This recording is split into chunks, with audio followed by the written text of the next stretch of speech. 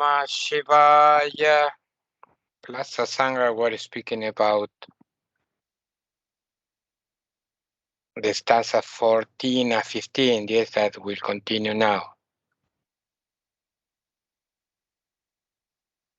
The stanza 14 and 15 are giving an example. Next, we'll read an example about where to put your mind. The problem when you put the mind on wrong things and you suffer accordingly. For example, you put your mind on objects, you suffer because it's not the right rest for the mind. You put your mind on people, you suffer because it's not the right place for the mind to rest. So I wrote 2 stanzas about this. I wrote stanza 14, stanza 15. Yathacha raja sukhitam na prapto yogyasana evo pavishya. Tathaiva chitam nahladatam brajitam arthan bhuktva nishchitam tu. Tataiva cha chitam paramanandatam itam kevalam yadaivahi paramashiva vilinantu trikepi tattavan muktir mokshova. Just as a king does not find happiness in sitting on an inadequate seat, inadequate, you know what is inadequate?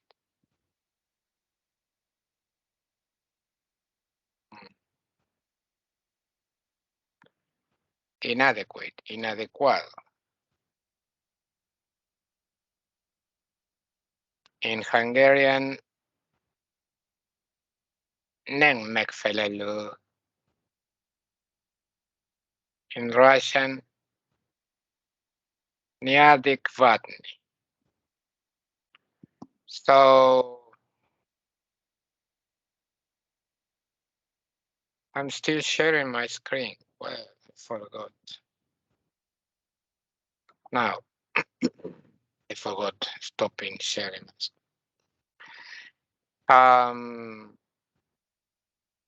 So just as a king does not find happiness in sitting on an inadequate seat, so the mind cannot definitely find happiness in enjoying objects. No, you are happy only for a short time, and next you suffer again. For that very reason, the mind can find supreme joy only when it's dissolved in Paramashiva. In Trikashaivism, that is truly liberation or emancipation. When we practice about Dwadashanta today, when you dissolve your inhalation or exhalation in Dwadashanta, yes, you dissolve there in Turiya, in Shiva, in Paramashiva. You dissolve there. So only when your inhalation or exhalation, or your mind is the same, because your mind works with inhalation and exhalation. Inhalation and exhalation are the fuel of mind. So when you stop, when you dissolve your exhalation or your inhalation into Dwadashanta, into the state of Turiya, you dissolve in Paramashiva, your mind. So in Trikashaivism, that is truly liberation or emancipation. When your mind is working, there is no liberation or emancipation. Explanation. I wrote, I will tell, if my memory serves me well, a story that is told in my tradition. It's a simplification. A certain king had a guru who lived in a cave. The king once wanted to visit his guru. When he arrived at the cave, the sage was not there. In his place, there was the disciple of the sage. The disciple told the king that the sage would come soon and invited him to sit on a rock there. The king accepted his invitation and happily sat on that rock. But soon after that, he stood up and began walking around in the cave. He was doing this for a long time till the guru finally arrived in the cave. When the sage saw the king walking around and around in the cave, he approached the disciple and asked him, "Did you offer the king a place to have seat?" "Yes." "Where?" "On that rock." "Oh no, he's a king. You cannot offer a king a rock as a seat. You have to prepare the best seat you can with the few things we have around available." "For example," the disciple asked, "grab all that dry grass and put it on the rock. Next, bring those 2 soft blankets and place them on top of the grass." So the disciple said, "Done. What else?" "Now burn some incense. A king is used to smell good perfumes in his palace." "Done. What else?" "Now very politely invite the king to have seat. Call him, 'Your Highness.'" The disciple finally walked up to the king, who could not stop walking around and around in the cave, and told him, "Your Highness, please have seat here." And the king replied, "Oh, at last." And he sat there with great satisfaction. Because he's a king, you cannot tell him, "Hey, you, hey, guy." No, he's a king, he's your highness. In Russian, I know this word, it's Vaše Veličestvo. I know because I heard it so many times on movies in Russian, historical movie, that I'm fed up with. And okay, all the time, Vaše Veličestvo, all the time. With kings is like this. Yes. In the past, they all the time greet like this. In the same way, one's own mind is a king, and one behaves like the dull disciple who offered the king a rock to have seat. What is one offering his mind as a seat? Bodies. We're offering bodies, yes? Money, success in this world, that is nothing in this world. Degrees. Oh, I'm a PhD. Oh, really? Prizes. Yes, some prizes. So I'm the winner of this stupid cup. Acknowledgement. You know what is acknowledgement? Someone acknowledge your career, for example. Oh, your great career in Hollywood. So acknowledgement. So they give you an award. Yes. Oh my God. All this is crap. It's nothing. All types of sensual pleasures, power, etc. You're gonna be happy with this. You are happy only for a short time. Next, you're unhappy again. Just like the king. Yes. Sits a short time and then start to walk around and around. Go into another seat and again standing up and walking around and around. This is the state of the mind. Till finally the mind is offered the self, Shiva, like a seat. So the mind says, "Oh, at last," and rest in his bliss. So at that time, the mind is fully satisfied. For example, you have satisfaction with orgasm, yes, with sexual orgasm, only for a few seconds. And next, again to suffer. It's minimum, because it's a wrong object. Sexual organs are not the place to rest.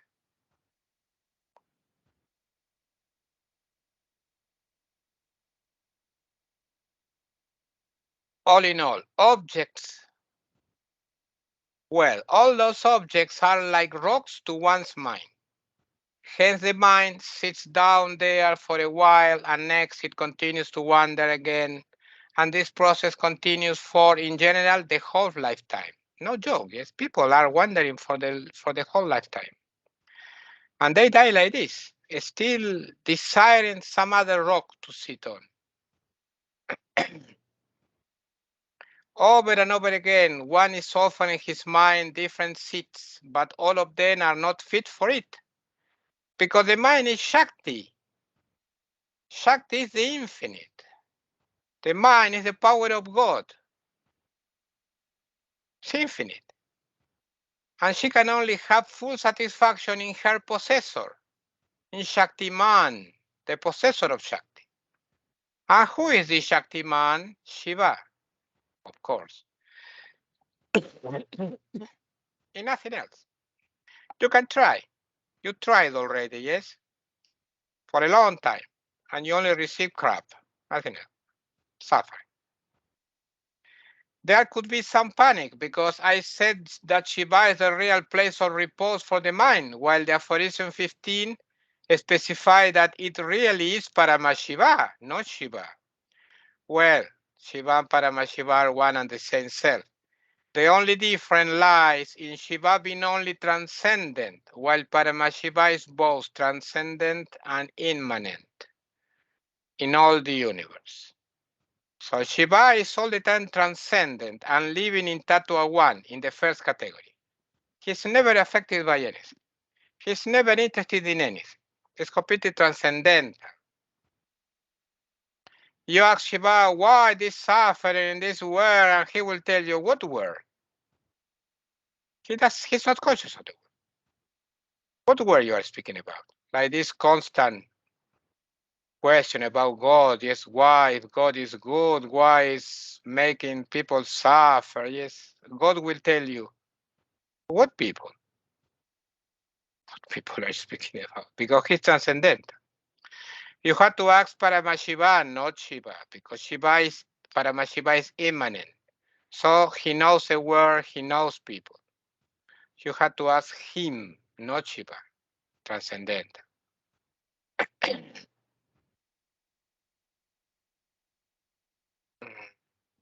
But this question is childish, because what question is about God being bad because you suffer? No, you suffer because of your own actions in the past, bearing fruits now.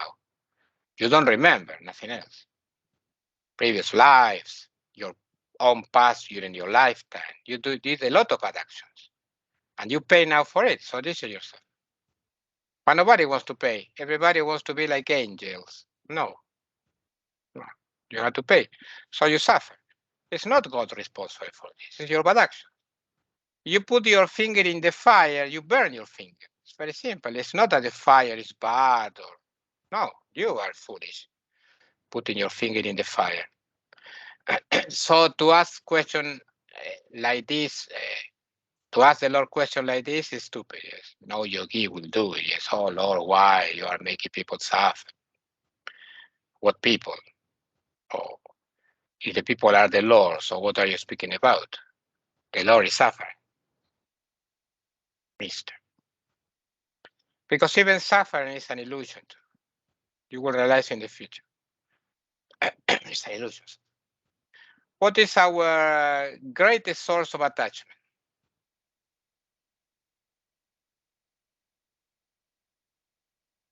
You will agree with me, I'm sure.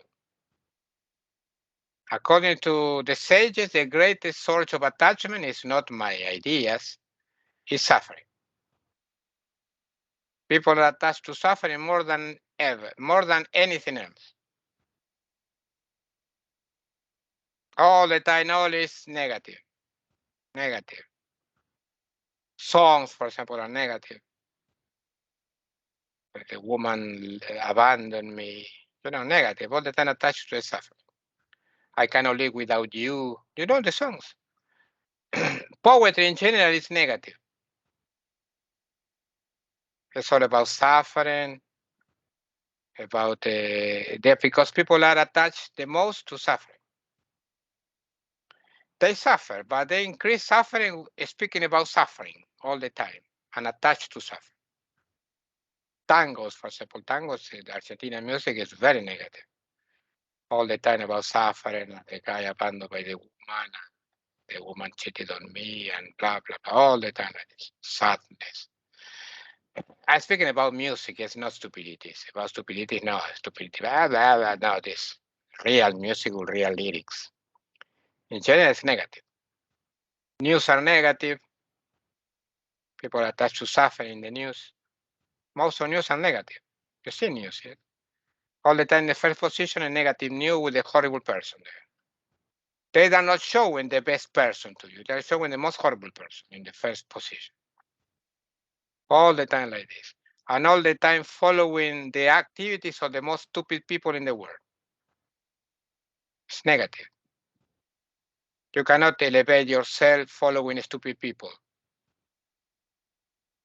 See the news all the time and you will see that I'm telling the truth.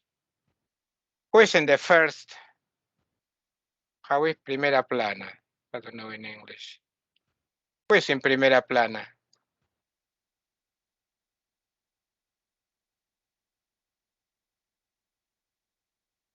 Primera plana. Front page. What is in the front page of all the news? The most intelligent people there. The wisest people. No, the most stupid. The titulnaya stranica. What is in the titulnaya stranica? What is in the themoidal? What is in the first front pages? It's negative because people are attached to negativities, to suffering more than anything else. They cannot, for example, write poetry in general, yes, to happiness. Most of the poetry is negative, it's about suffering. They like to suffer. They like to see horrible news. That's why the journalists all the time offer this. I can write my phone now, for example, and check the news at any moment. Never a happy news on the front page. All the time some idiot. Again, the greatest idiots in Argentina are in the front page. Yes, I won't show you because it's a big video now. But the greatest stupid people in Argentina is news from Argentina, my country. They are the two more stupid people in my country. They're on the front page. Nice news about good people, wise people, people moving the world, yes, making the world advance. Never. At the end, maybe on the news. The most serious at the beginning. This is the world like this. So what's the point of asking why the Lord is making me suffer? You are suffering because of your own idiocy. Nobody's making you suffer. You are attached to this suffering all the time, especially the main source of suffering in you is ego. You're attached to this ego, well, you suffer. There is no way. So there is no doubt that Shiva and Paramashiva are one and the same highest reality. I explained all this in a previous portion of this book. Therefore, as a king who cannot find real delight in sitting on an improper seat, so one's own mind cannot find real delight in enjoying objects. The mind will be calm for a while and next it will continue to wander again and again. For this reason, when one satisfies a desire, one has to satisfy it again and again and again. Why? Because it's not a fit seat for one's own mind. Why to have sex all the time? Tell me. One time is enough. No, all the time.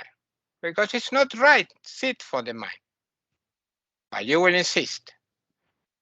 And you can never find real happiness. It can find some pleasure there, but not full satisfaction. Continuous bondage. It's not a solution to bondage. Therefore, it begins wandering once again sooner or later. This problem about suffering is a great problem many systems addressed in the past. For example, Buddhism, yes, how to stop human suffering.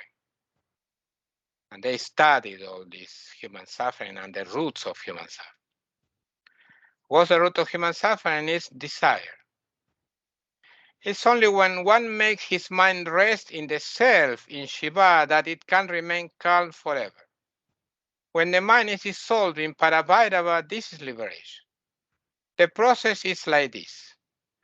After having crossed over Maya by means of his grace, the yogi lands in the state of Vijnana Kala, right under Arnavamala. His only effort there is to keep his mind completely peaceful, without any thoughts. This happens more or less spontaneously as the mind is resting on itself. After having remained in thoughtlessness for some time, Arnavamala just opens and the yogi gets liberation. This is the right way to do it. In Tantraloka, aphorism 155 and 156, section 1, Abhinavagupta wrote, Moksho hinama naivanya swarupa prathanam hisaha swarupam chatmana sambin nanyat tatra tu yah punaha kriyadikaha shaktayastaha sambidrupadikha nahi asambidrupata yoga dharminascha niruparnat. No doubt that what is known as liberation is nothing else but the unfoldment of one's own essential nature, indeed.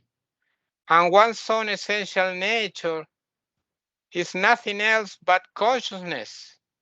There, in one's own essential nature, again, Kriya Shakti, etc. So, Kriya Shakti, Jnana Shakti, and Icha Shakti, power of action, power of knowledge, and power of will, are not anything different from consciousness.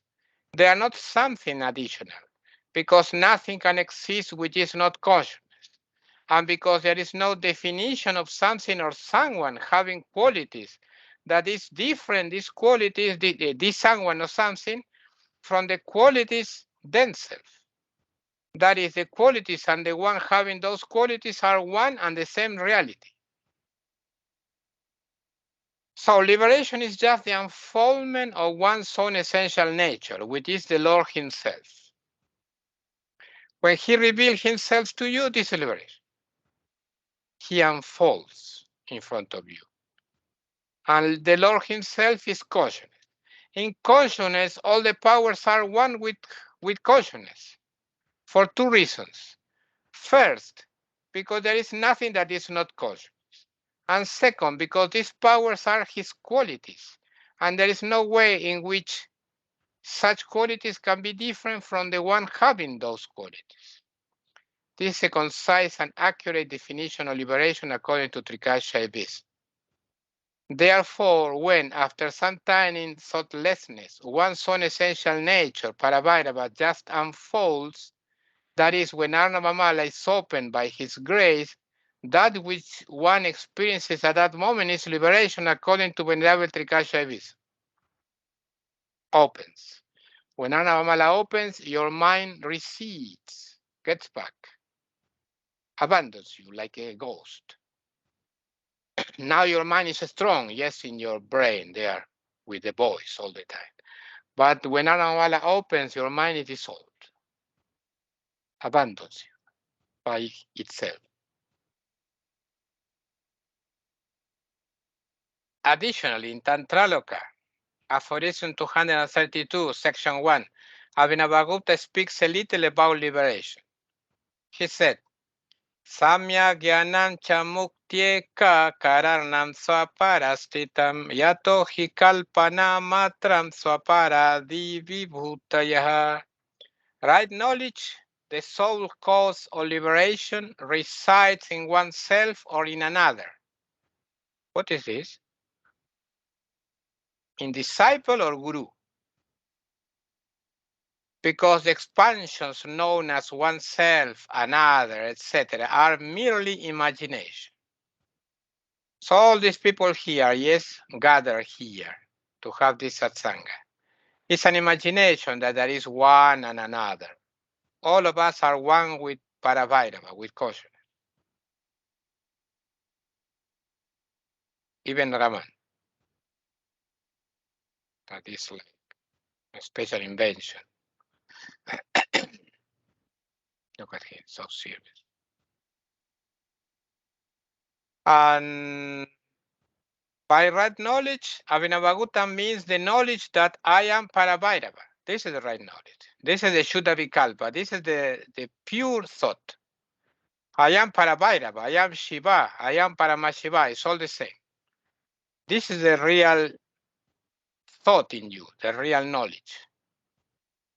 This is the highest knowledge. Through this identification with the great Lord, liberation takes place. Because how to attain the state of Shiva without becoming Shiva? Liberation is the state of Paramashiva. Yes, how to attain the state of Paramashiva without becoming Paramashiva? You never feel, I am Paramashiva, I am Paravairava. How to become Paravairava?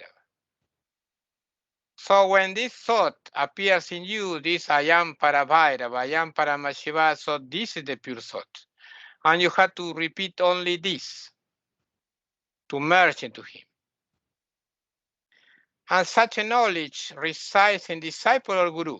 It's not relevant here because reality is just one, and oneself, another, etc., just the inventions of one's imagination. So if I'm liberated, it's enough. All of you are liberated.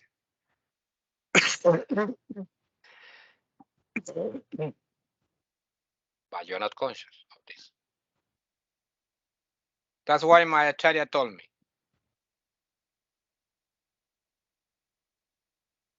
when you attain liberation, you will be like you are now. And I told him, how is that possible? I will change. No, he told me, you will be like you are now. I will change. No. Because the difference between one and another is imagination. So if one got liberation, all of us got liberation. You understand? So people can tell me, I don't understand. Okay, it doesn't matter. You got liberation anyway. So why you cannot enjoy liberation? This is Baudagyana. This is intellectual ignorance that is blocking. But you have already liberation on the palm of your hand. For this reason, when a disciple is getting liberation, it's his guru who is getting liberation again. This is the explanation for such a strange statement by Abhinavagupta. Or when the guru is liberated, the disciple is liberated too. But it's difficult for us to understand because this Baudagyana, this intellectual ignorance, is blocking us. And it's showing us something else, that there are different people in bondage and other people liberated. And you're all the time in bondage. You can choose between liberated and bondage. Why you choose bondage? All the time. I'm in bondage. Why don't you choose liberation and liberated? It's better, yes?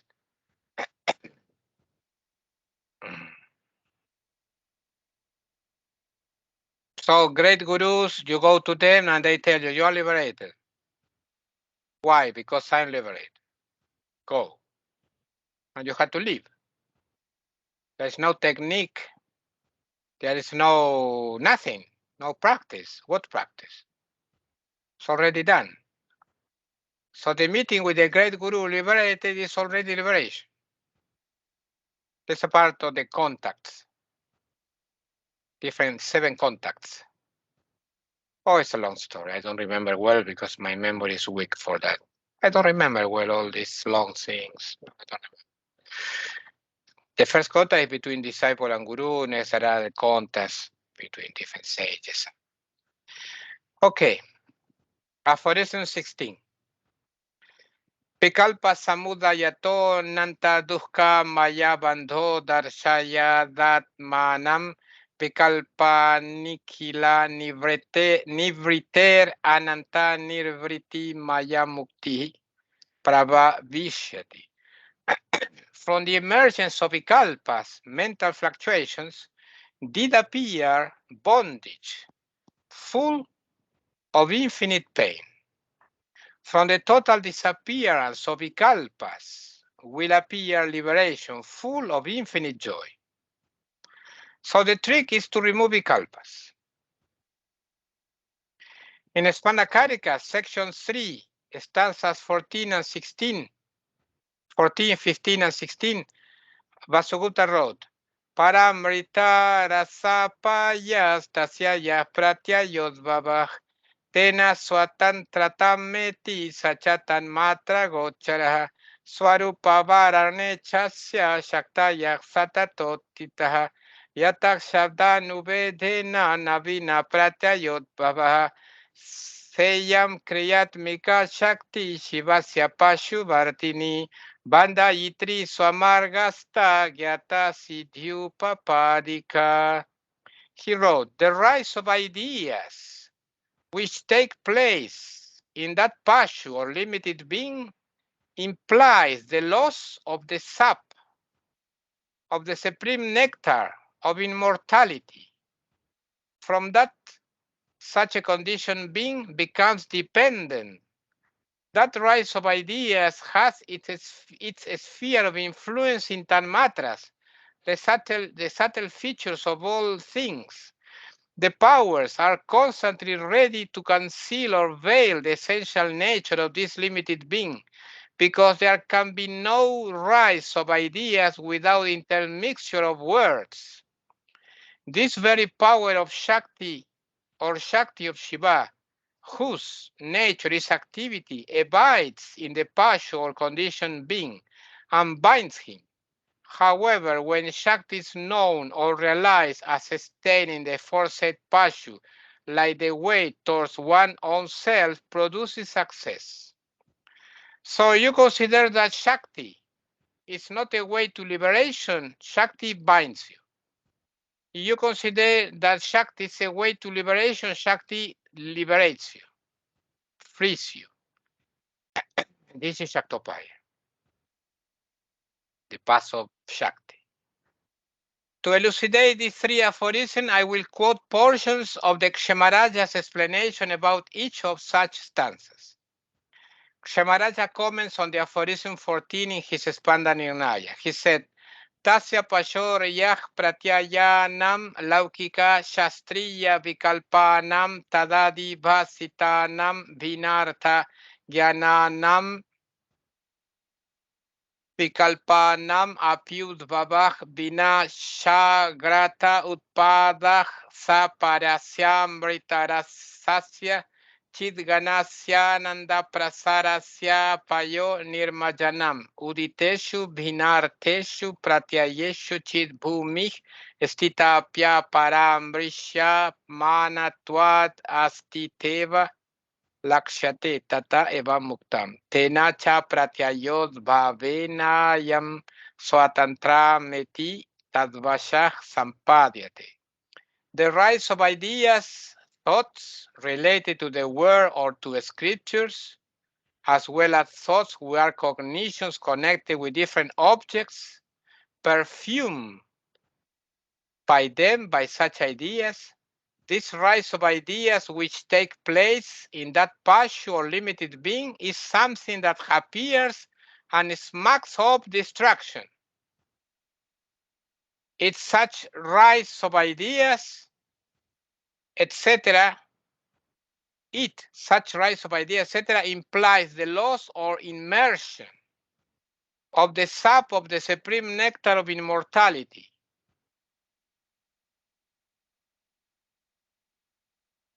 That is, of the flow of bliss of the compact mass of consciousness. Though the state of consciousness, the state of Shiva, the state of the compact mass of consciousness exist in the emerging ideas which have to do with different objects, since it's not certainly apprehended or perceived, is indicated as not existing. Hence, it has been said so in the aphorism. That is, that there is disappearance of the sap of the supreme nectar of immortality. And from that is from the rise of ideas, he becomes dependent. That is, he comes under the influence of them, of such ideas. So when you start to develop ideas, you fall. That's why they say in consciousness, Abhinavagutta said something like this in Tantraloka. In consciousness, everything is perfect. Till someone says, I know. By I know means I have an idea. Destroy the perfection of consciousness. So when you are in meditation, for example, yes, in Hamsa, and your mind is completely calm, yes, and you are reaching Turiya, you are with bliss and all this, all of a sudden some idea appears in your mind, yes, and you say, oh, I have to do something. So this destroy the bliss, destroy the nectar of immortality. So in yoga, we need the vikalpa, the thoughts appeased, down. We don't want to increase our vikalpas. For example, reading bad news, yes, we don't want. That's why Our path is against samsara. Yoga is not natural. It's unnatural. Samsara is natural. You flow with samsara, this is natural. To flow in the crab, yes. Nature. Yoga is against samsara, moving up the stream. You are swimming up the stream, so you are making great effort. It's not nature. We try to attain liberation faster. Liberation in samsara happens, but after thousand and thousand and thousand lifetimes. This is nature. You want a shortcut to liberation, you have to do yoga and nature.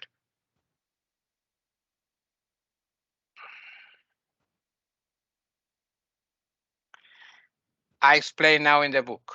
The rise of ideas in a limited individual, not only the worldly ones related to objects, but also those related to scriptures of other systems full of erroneous concepts about liberation, is something that just emerges and has bad smell. It smacks of distraction. You know what is a smacks of, yes?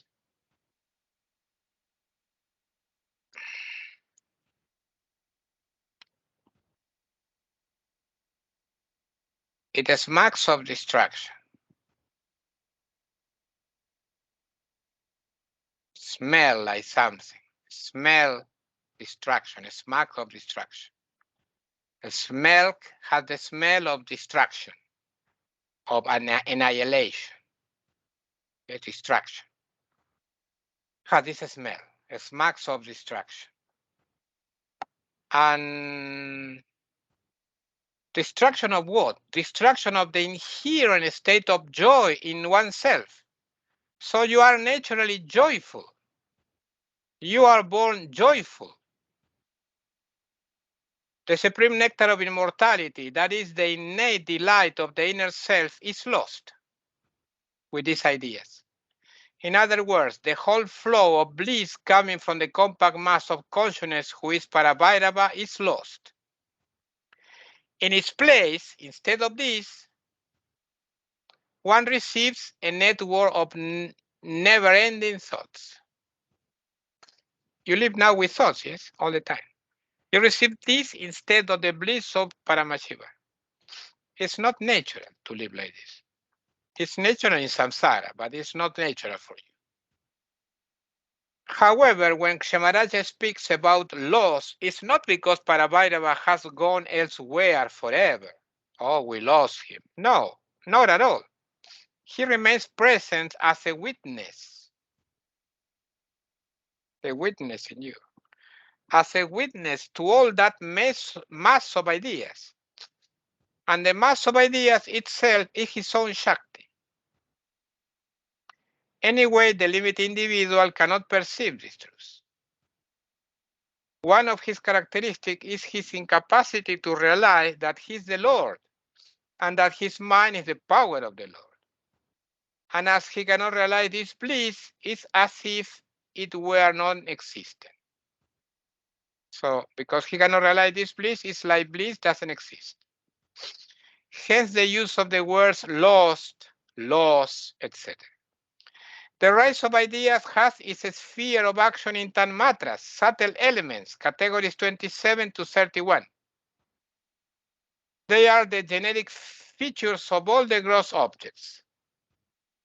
Therefore, to say that the rise of ideas has its sphere of action in Tanmatras implies that its sphere of action is objects. Because the Tanmatras give rise to objects. The tattvas 32, 33, 34, 35, 36, the last 5 tattvas are objects. Solid object, gas, liquid, fire, liquid, and earth. Solid earth, liquid, fire, gas, and space. All these are objects, creations by the Tanmatra. And from that rise of ideas, he who was originally independent, you are born like Shiva, independent, and free like Parabhairava, becomes dependent, becomes a slave. Depending on what? Depending on those ideas. For example, if I do not have money, I'm nothing. This is an idea. You know this idea. This is a usual idea which catches billions of people. Or, I cannot live without that person. Next, one finds the innumerable little ideas that occupy most minds on this planet. I am fat. I am thin. I am doing this. This is my opinion, etc. Simple ideas, but with enough force as to make a person uselessly wander and wander around this world. Therefore, one should never underestimate the power of ideas. All the time I'm fat, I am thin. It's the body, but anyway, I am fat, I am thin all the time with this. I am doing this, I have this opinion. And Shivaraja also comments on aphorism 15 in his Spannaninaya. He said, Asya pasho swasya shivatmano rupasya varane viti bhuta tuena pratamanasyapi samyaga paramarshaneta nimitam vyakhyata rupaha shaktayah satatam uthita yavadhi paramrita rasatmaka swaswarupa pratyabhigyanam navritam Tavadita swarupa vararna yod yachantyeva yatosya yah pratyayod bhavo vikalpa jnana prasara sa shabdanuvedena hamidam jnana mityadina sukshmantah shabdanur Anjanena stula bhila pa samsargena chavina nabhavati iti tiraschamapya sanketito nirdesha prakyak swatmanicha shiro nirdesha prakyontara vyupagama rupa shabda navimarshos Tyevanyatha valasya prathama sanketa grahanam na gatetan taruha pohat makabi marsha shunyatwat stula shabdanu vedha mayastu vikalpa sarvasya swanubhava siddha.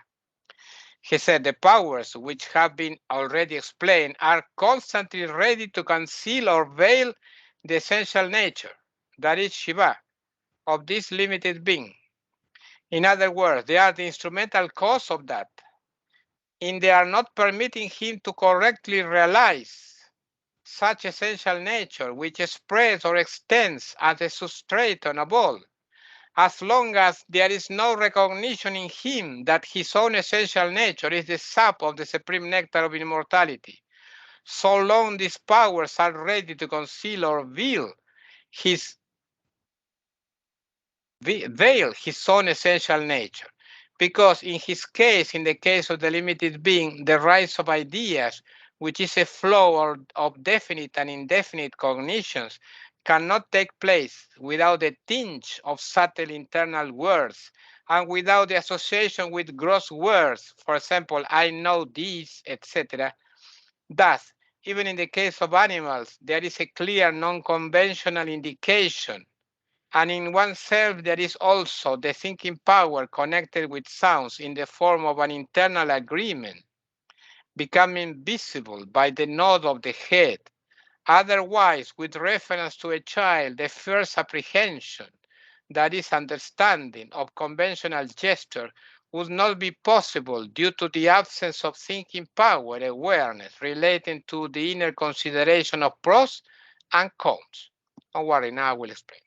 So without this power of thinking in the child cannot even understand gestures like this.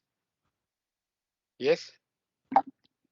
He can understand because he has thinking power in him. And this thinking power are powers connected with words, and these words create spikalpas. The subtle idea consisting of intermixture of gross words is proved by the experience of everybody. So everybody knows this by experience. The Sanskrit alphabet, as traditionally arranged, check the end of the book for more information, is composed of different groups of letters. For example, vowels and breathing. Vowels, gutturals, palatals, cerebrals, etc. Each of those groups of letters has a presiding deity, a goddess. These goddesses or powers are then always ready to conceal the essential nature of the limited individual. Why? Because there cannot be any rise of ideas without intermixing words, which are formed from letters. All these powers, for example,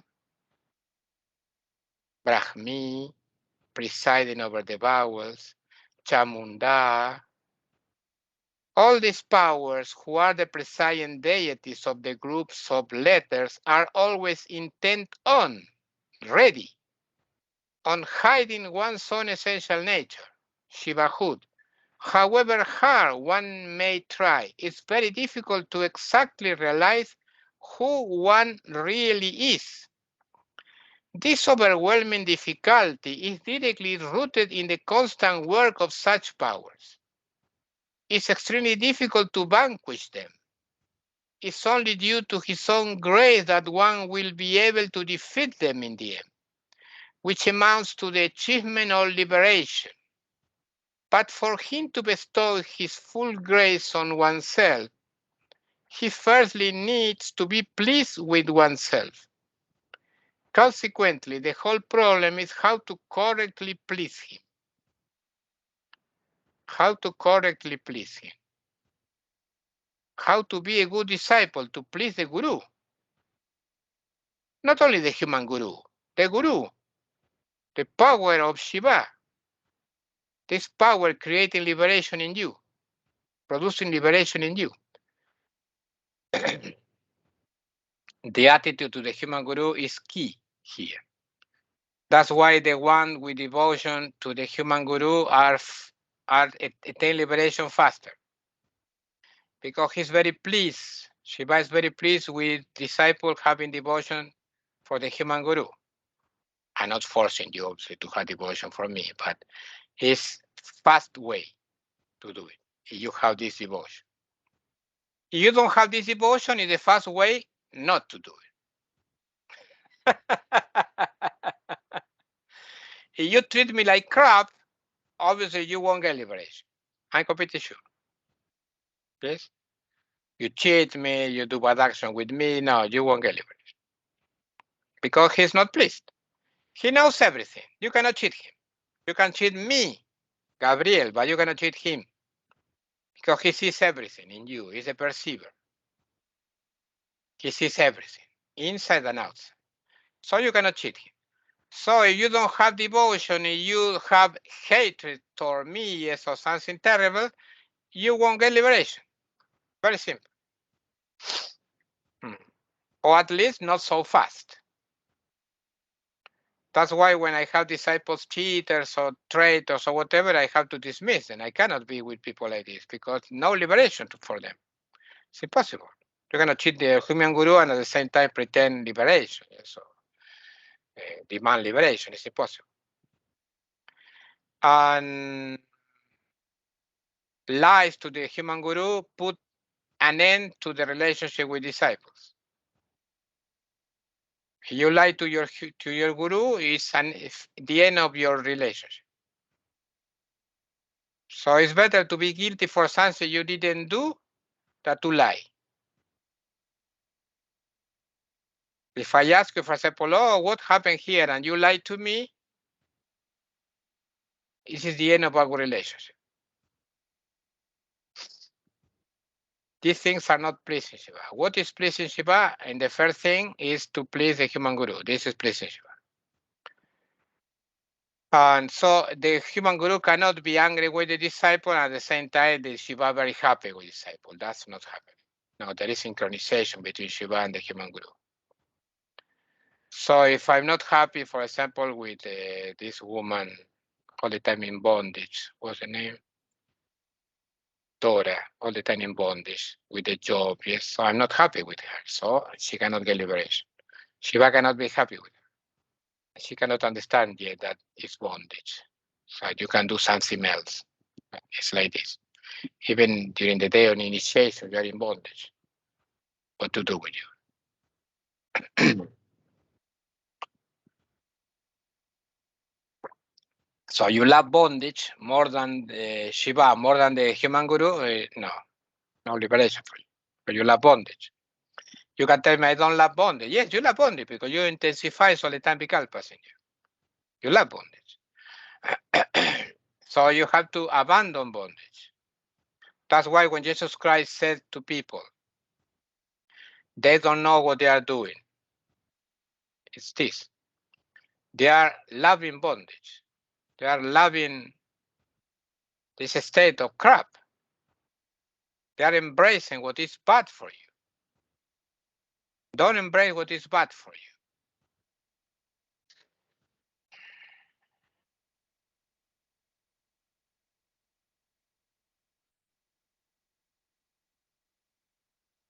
So he firstly needs, so consequently the whole problem is how to correctly please him.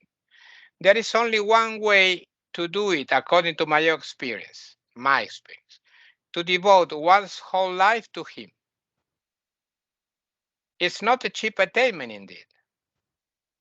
My statement is tricky like him anyway, because one cannot devote his entire life to him without his grace. So it's a vicious circle from which one can escape only through his grace again. So for example, this woman Dora, yes, all the time in bondage. He cannot get liberation of this. So some days she had to decide job or liberation. If job is stopping my liberation, I have to move to another job. Simple fact. Because this job is blocking my liberation. I couldn't receive initiation for example. I'm losing many things. But for now, she didn't realize. Why? Because life is easy. When life is easy, you don't feel bondage. Even if she protests about the job, I'm suffering. No, life is easy. If life is hard, you move. Like animals. Yes. Move. They move. If there is fire, the animals move, yes, with the fire. And these powers will continue to be ready to hide one's own essential nature till one gets a full recognition that Shiva is oneself. Even during extreme devotion to him, if there is duality between one and him, then this power will keep cheating. There must be full identification with Shiva. Not Gabriel and Shiva. No, I am Shiva. The only way to cheat them back, this power, to cheat them back, is to realize that, as a matter of fact, he is oneself. All the key to get liberation from these tricky powers lies in these easy teachings about inherent unity between one and him. So how to become Parabhairava? You don't feel I am Parabhairava. It's impossible. So you repeat the mantra, Om Namah Shivaya, feeling I'm Shiva. I'm the mantra, I'm Shiva. You don't do this, you never attain liberation.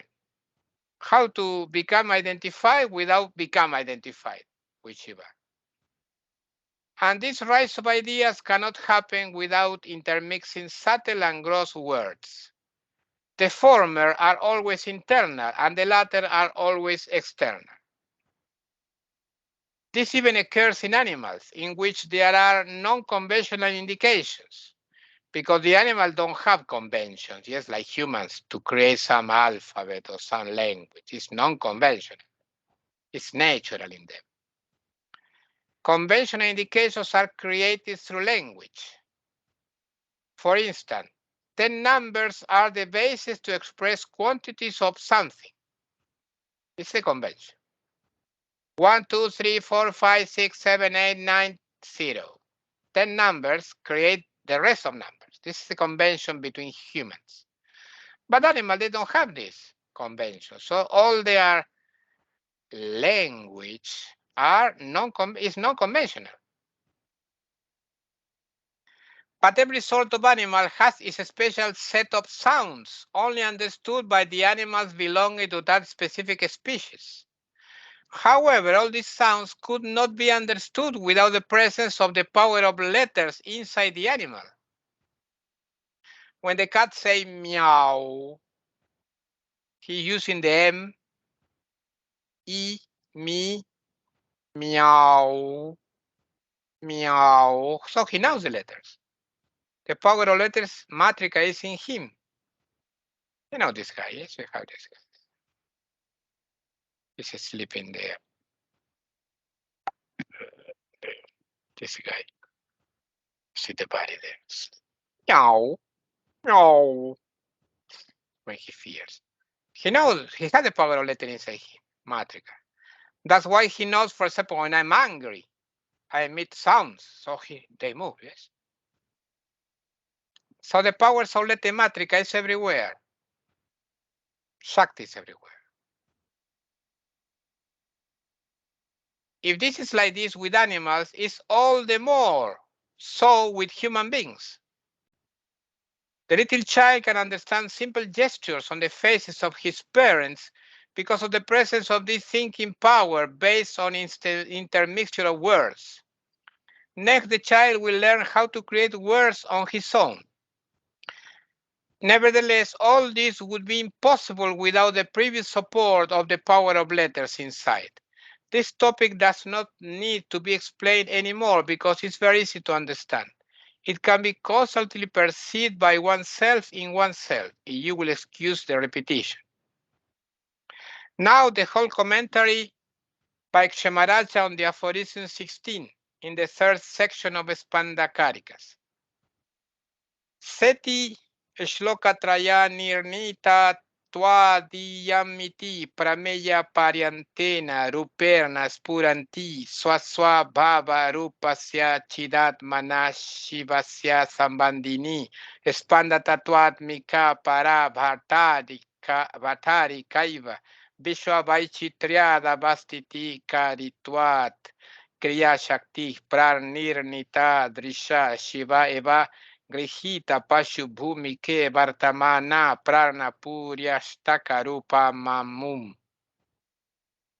Kartritat Mana Hanta Viprusha Prokshitam Kurvarna Tataruperna Pratyabhigyaya Swarupa Varakatva Dhanadi Pariklesha Hetutvacha Bandayitri Bhavati Yadatu swasya shivatmano rupasya yo marga shaktyavastam pravishtasya nirvivagena bhavana tadasau shivarupi syachaivi mukamihochate iti shrivigyana bhattarako ta nitya praptyupaya parashakti tadatmataya sau kriya shakti gyayate yogina yadava vikalpa ka prasarepi shiva swarupasya swatmanom shabhutameva shesha vedya manenekshate tadasya sau paranandamayin param siddhim upapadayati. So, she's called that because she was a 13 in the previous three stanzas. She's called this because she appears in the form of this universe, which ends in the objective reality. She, the supremely venerable goddess herself, the principle of Spanda, belonging to Shiva, who, Shiva, is consciousness and one's own essential nature. The power of action, as she produces the state of variety in the universe by the previously defined viewpoint, exists in Shiva at the state when he has acquired the state of limited being. She sprinkles him, the limited being, who is identified with vital energy and subtle body, with a drop of I-ness, whose essence, the essence of the drop, is restricted doership. In this conditioned being who has now this state of limitation and who does not recognize his own self, she becomes Bandayitri, the one who binds, because she hides his essential nature and because She is the cause of the trouble, known as living, taken, etc. However, when that power of action is known by the yogi as identical with that is as identical with the supreme power, like the way, like the means of attainment toward one's own self, whose essence is Shiva, according to the precept declared in the aphorism 20 of Venerable Vijnana Bhairava, when in one who has entered into the state of Shakti, there is contemplation full of the feeling of non-difference between Shiva and Shakti, then that being, such disciple, becomes Shiva, since it is said here in the revealed scripture that Shakti is the face of Shiva. Or when even in the diffusion of definite and indefinite ideas in his mind, in the mind of the yogi, the entire objective reality is perceived by him as being a portion of his own self, who is Shiva, then she produces the highest attainment, replete with supreme bliss for him. We will explain all this next satsanga, next Saturday. Page 163, by my birthday, the year of my birthday, 63. 166, I will explain the aphorism 16 and this commentary by Maharaj. Okay, for today is enough. Om Namah Shivaya.